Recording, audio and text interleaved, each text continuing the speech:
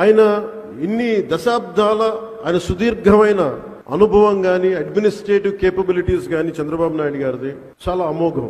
ఆయన నిద్రాహారాలు లేకుండా ఆయన పడే తపన చాలా మందికి అనవసరం అనిపిస్తుంది. కానీ ఆయన పొద్దున్న లేచినప్పటి నుంచి సాయంత్రం వరకు, ఎందుకంటే నేను ఆయన విలువ ఎప్పుడు తెలుసుకున్నానంటే, నేను పార్టీ పెట్టి నేను నలిగిన తర్వాత నాకు ఆయన మీద అపారమైన గౌరవం పెరిగిపోయింది.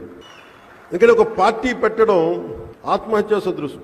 అనేక లక్షల మందిని ఒక ఏకతాటిపైన నడిపించడం, ఒక భావంపై నడిపించడం, తద్వారా ప్రజలకి మేలు చేయడం, వాళ్ళ అభివృద్ధి పై వైపు తీసుకెళ్లడం చాలా కష్టసాధ్యమైన విషయం. ప్రత్యేకించి నేను ఆయన తెలియజేస్తా ఉంటాను, ఒక 4 దశాబ్దాల సుదీర్ఘమైన అనుభవం ఉన్న పార్టీని నడపాలి. మీ మీద మీ పార్టీ వ్యక్తులకి ఆశలు ఉంటాయి, ఆశయాలు ఉంటాయి, వాటిని నడుపుకుంటూ తీసుకెళ్లాలి. కుటుంబాన్ని చూసుకోవాలి.